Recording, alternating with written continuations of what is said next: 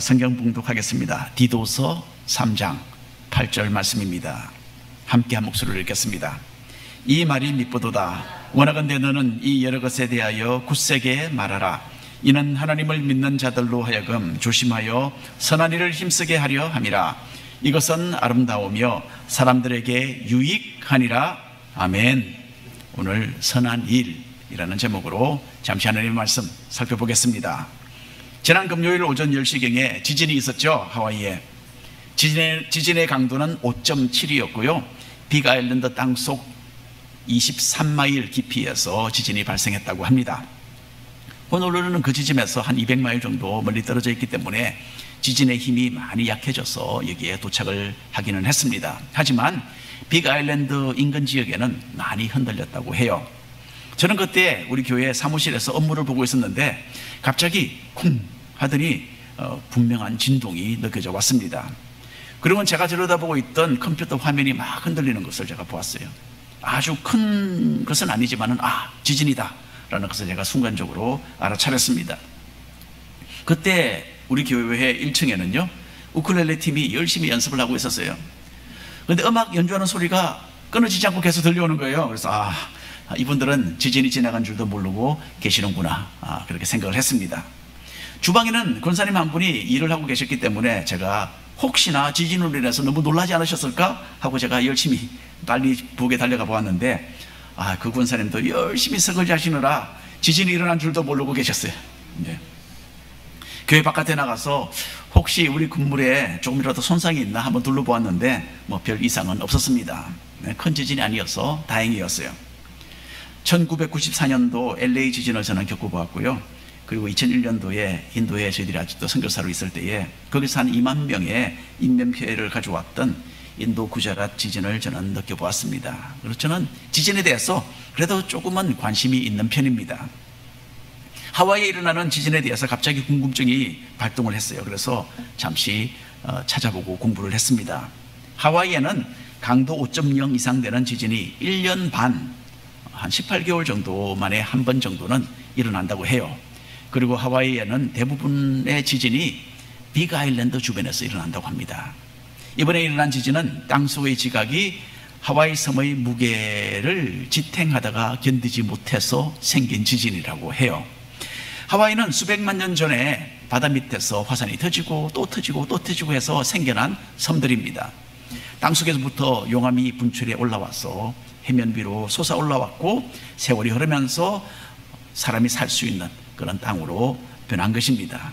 그런데 이 육중한 땅의 무게가 계속 땅속에 있는 지각을 지금도 누르고 있기 때문에 한 번씩 지난 금요일에 일어났던 것 같은 그런 지진이 발생하는 것입니다. 이런 상태를 신앙적인 측면과 좀 비교를 해본다면 어떨까요? 우리 신앙인들도 비슷한 상황에 직면해 있다는 것을 우리는 알 수 있습니다. 우리 믿는 사람들은 몸무게만 늘리는 영적 비만 상태에 머물러 있기 일쑤입니다. 진리의 말씀을 삶에 적용하고 손과 발을 움직여서 하나님의 뜻을 이루어 드리기보다는 지식으로 머리에 쌓아두기만 하는 그런 영적인 비만의 문제에 우리가 봉착해 있는 것이죠. 머리로만 믿는 신앙은 영적으로는 정체된 상태입니다. 이런 사람은 신앙적 비만의 그 무게를 견디지 못하고 점차적으로 쇠퇴해 갈 수밖에 없습니다. 우리가 지속적으로 하나님의 목적에 쓰임받지 않는다면 우리에게 맡겨진 사명과 그 모든 은사는 그만 힘을 잃고 말 것이고 우리는 영적인 삶을 지탱해 나가지 못하게 되는 것입니다. 우리는 보통 예수님을 믿고 구원을 얻은 후에 오랜 세월을 그저 종교 생활로 만족하며 살아갑니다.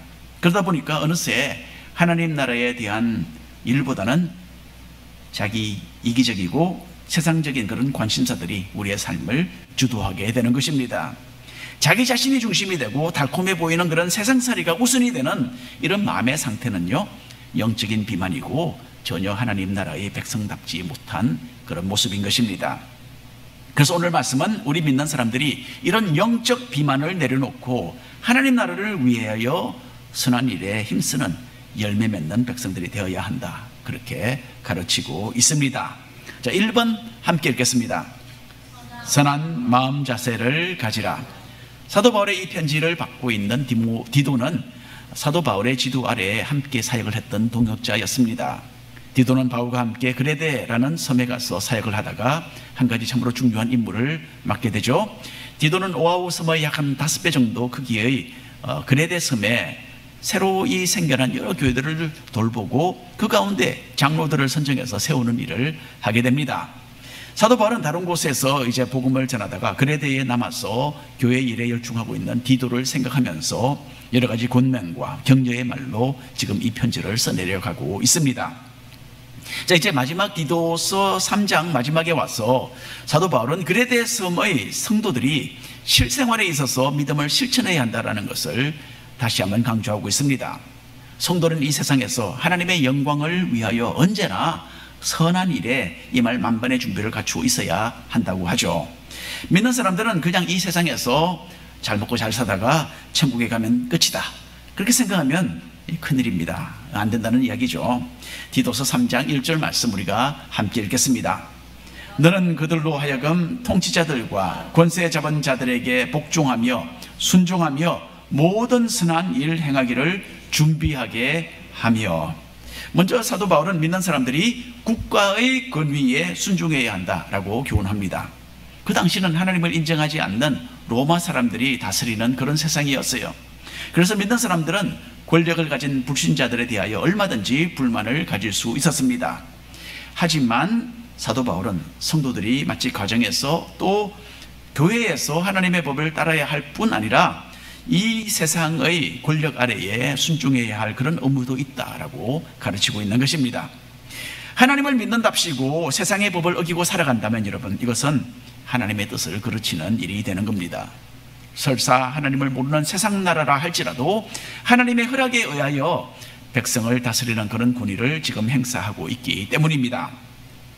우리는 교회 안에서는 신앙을 잘 표현하지만은 바깥 세상에서는 너무나 쉽게 세상적인 방법과 수단을 사용하는 좀 이중적인 삶을 살아갑니다. 하지만 세상에서의 삶이 우리의 신앙과 일치해야 한다는 것이 바로 성경의 가르침입니다.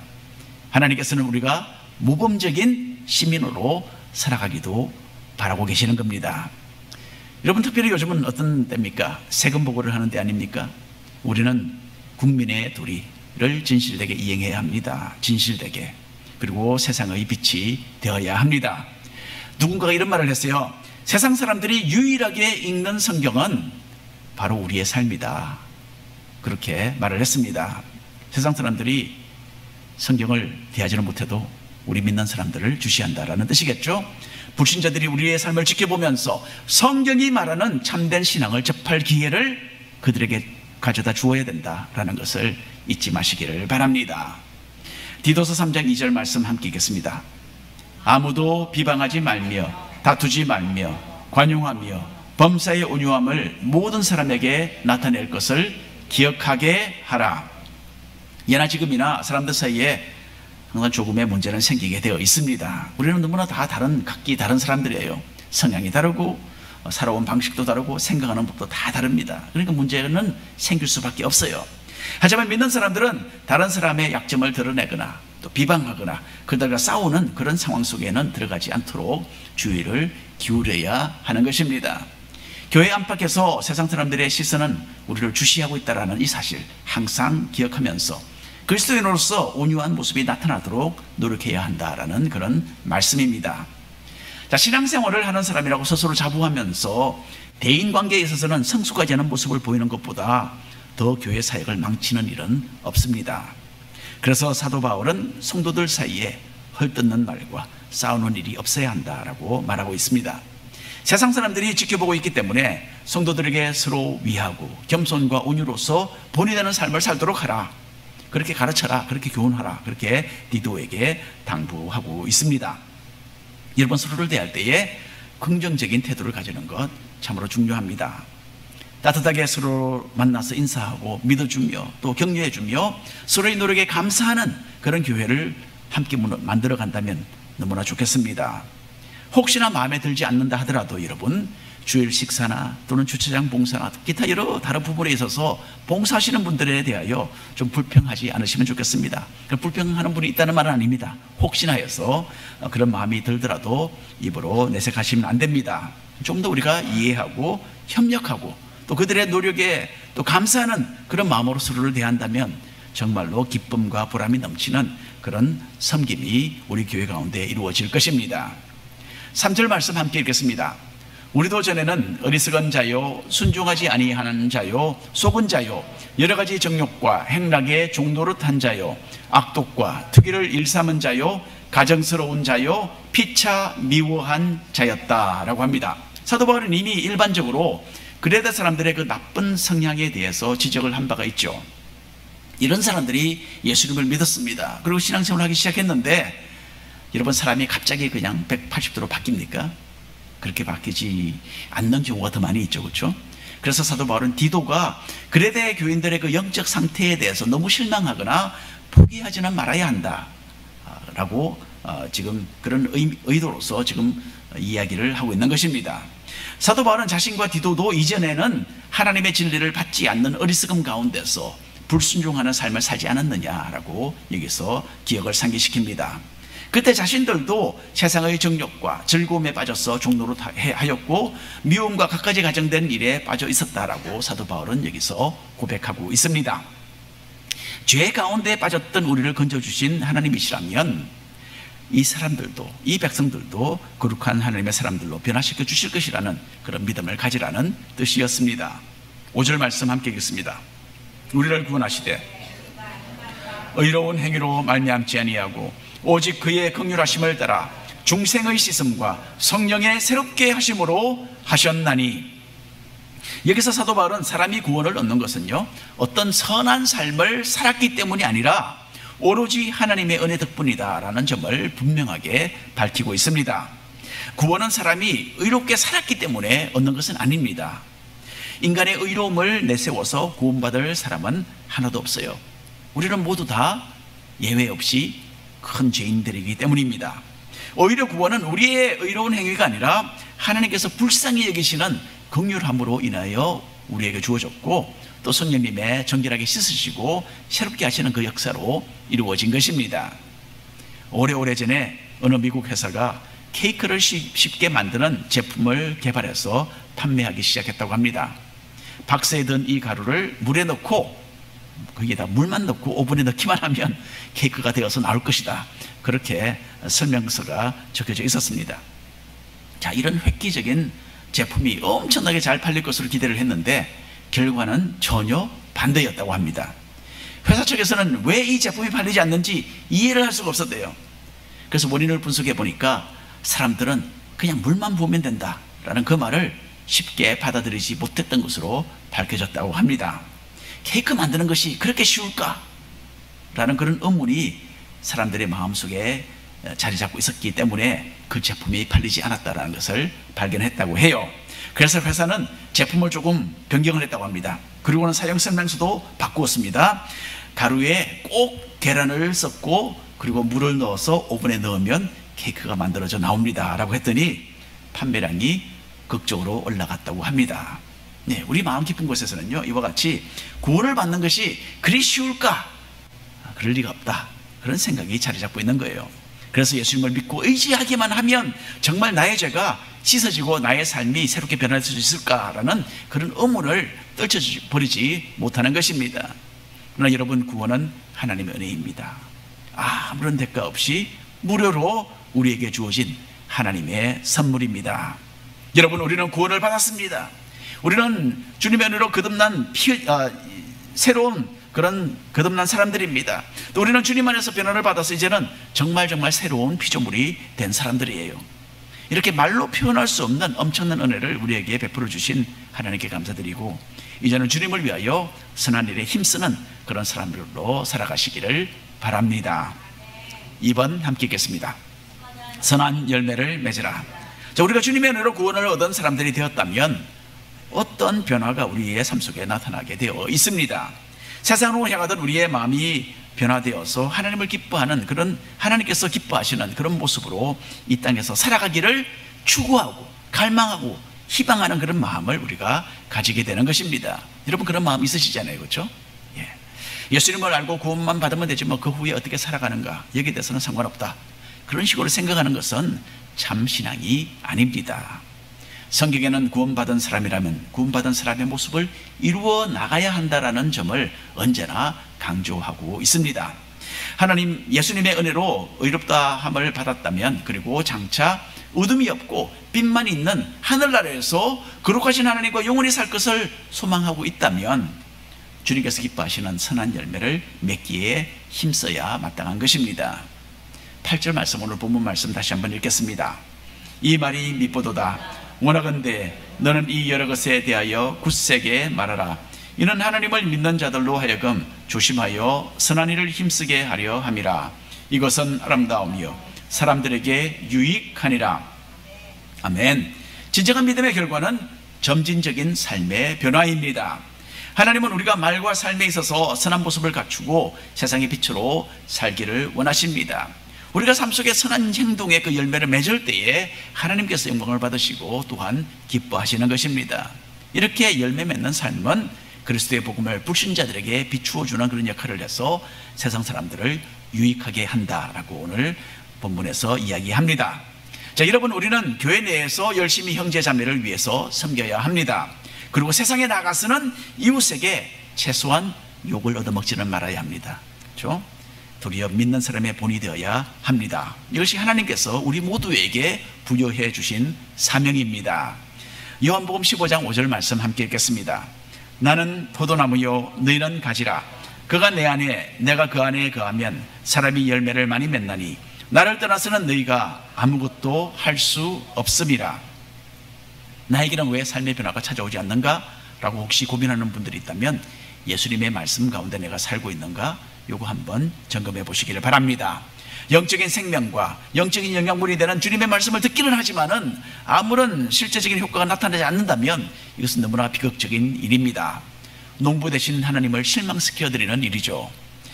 주님의 말씀의 권위 앞에 우리가 무릎을 꿇고 그 말씀이 우리의 생각과 말과 행동에 변화를 가져오도록 순종해야 합니다. 그런 사람은 포도나무이신 예수님께 붙어있는 사람들입니다. 좋은 나무가지가 포도나무에 딱 붙어 있다면 포도송이들을 생산하게 되어 있습니다. 무성한 잎사귀는 하늘에서 내일째는 태양빛을 받아들이고 또 가지는 나무에서 수분을 공급받아서 풍성한 열매를 맺게 되는 것입니다. 마지막으로 디도서 3장 13절 14절 말씀 한 목소리로 읽겠습니다. 율법교사 세나와 및 아볼로를 급히 먼저 보내어 그들로 부족함이 없게 하고 또 우리 사람들도 열매 없는 자가 되지 않게 하기 위하여 필요한 것을 준비하는 좋은 일에 힘쓰기를 배우게 하라. 자, 학자들은 사도 바울이 세나와 아볼로 편에 이 편지를 들려서 디도에게 전달을 했다라고 그렇게 많이 생각합니다. 물론 세나에 대해서는 우리가 별로 알려진 바가 없지만 아볼로는 초대교회의 참으로 유명한 설교자였습니다. 아볼로는 고린도에서 교회 사역을 잘 감당했고요, 교인들에게 아주 높은 평가를 받았습니다. 그래서 어떤 교인들은 아볼로를 지나치게 추종해서 하나의 당파 아볼로파를 만들기까지 했다라고 합니다. 하지만 아볼로 자신은 겸손하게 사도 바울의 동역자로 사역을 충실하게 감당한 것으로 잘 보입니다. 자, 아마도 아볼로는 디도와 함께 그레데의 여러 교회들을 방문하면서 말씀을 전달했을 것입니다. 예, 아볼로와 같은 설교가가 그냥 편지만 전달하고 떠나지는 않았을 거라고 저는 분명히 믿어요.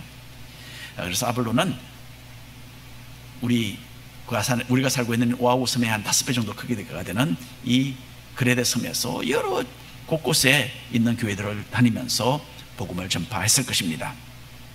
요즘에는 아볼로처럼 여러 교회들을 다니면서 가르치는 성경 교사들이 그리 많지는 않습니다. 대신에 현대교회에는 목사 제도가 많이 발달해서 교회마다 목회자가 있고 또 장기적인 사역을 그렇게 감당을 합니다. 하지만 목사가 터무니없이 부족했던 초대교회 시대에는 아볼로와 같이 순회하면서 말씀을 전하는 교사들을 후원하는 것이 대단히 중요했습니다. 성경교사들은 여러 교회들에게 꼭 필요한 말씀을 전함으로써 성도들의 믿음을 견고하게 세워주었습니다. 그리고 교회들은 이 사람들이 계속 옮겨다니며 다른 지역에서도 복음을 전할 수 있도록 물질적으로 협력을 했습니다. 이것은 성도들이 그리스도의 복음 사역에 참여할 수 있는 한 가지 방법이었고요, 또 하나님의 나라를 위해 섬길 수 있는 기회이기도 했습니다. 사도 바울은 이제 하나님의 신실한 일꾼 아볼로가 지체 없이 다른 지역으로 떠나서 사역을 계속할 수 있도록 그레데 교인들이 재정적으로 밀어주고 도와주도록 그렇게 가르쳐라, 그렇게 디도에게 말하고 있습니다. 그리고 사도 바울은 이렇게 하는 것이 선한 일에 열매를 맺는 방법이라고 다시 한번 여기서 말하고 있습니다. 여러분, 이렇게 해서 사도 바울은 디도서에서 1장, 2장, 3장에서 성도가 힘을 내어 선한 일에 열매를 맺어야 한다라는 이런 말을 모두 10번 지금 반복해서 언급을 하고 있습니다. 하나님께서는 우리가 삶 속에서 그러니까 선한 일로 열매를 맺는 것을 원하시는 거예요. 언제든지 선한 일을 할 수 있는 그런 기회가 온다면 그 기회 놓치시면 안 됩니다. 그 기회를 적극적으로 포착하시고 하나님의 영광을 위하여 최선을 다하시기를 바랍니다. 마지막으로 오늘 결론의 말씀을 드립니다. 벤자민 프랭클린은 미국의 건국의 아버지 중에 한 사람입니다. 정치인이자 과학자였고 또 사업가이기도 했습니다. 비록 이 사람은 대통령이 되지는 못했지만 미국 돈 100불짜리 지폐에 그 얼굴이 올라가 있습니다. 그 사람이 바로 벤자민 프랭클린입니다. 그러니까 여러분, 대통령 이상으로 존경을 받는 인물이 된 것입니다. 프랭클린은 여러 가지로 아주 뛰어난 사람이었어요. 밭에 석고가루를 뿌리면 풀이나 곡식이 잘 자라나는 것을 이 사람이 알고 있었어요. 그 사실을 마을 사람들에게 가르쳐 주었는데 사람들은 그 말을 믿지 않았습니다. 사람들은 석고가루 그게 곡식을 자라게 하는데 무슨 유익이 있겠느냐, 전혀 도움이 되지 않는다면서 그 말을 반박하고 말았습니다. 프랭클린은 그 사람들과 싸우고 자기 주장을 막 펼치지 않았습니다. 다음에 봄이 되어서 어느 날 아침에 벤자민 프랭클린은 아침에 일찍 일어나서 작업을 시작했습니다. 사람들이 많이 다니는 길 옆에 땅을 조금 고르게 만들었어요. 그리고는 땅에 손바닥으로 큼직큼직하게 어떤 글을 적었습니다. 땅에다가. 그리고는 그 글을 적은 그 위에다가 따라가면서 석고가루를 조금씩 이렇게 뿌렸어요. 그리고 그 위에는 일반 흙으로 덮었습니다. 그리고 그 일대에 곡식 씨앗을 쫙 이렇게 뿌렸다고 합니다. 2, 3주가 지났습니다. 그 길을 지나가던 동네 사람들은 그만 깜짝 놀라고 말았다고 해요.